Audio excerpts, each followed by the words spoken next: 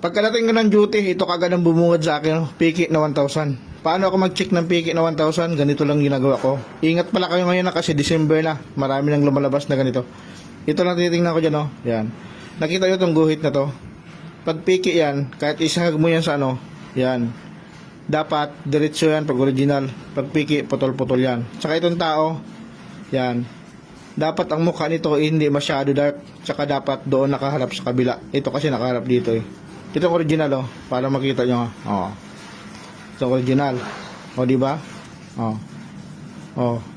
Putol siya. Putol yan, oh, putol. Pero pag sinihag nyo ng ganyan, dapat diretso yan.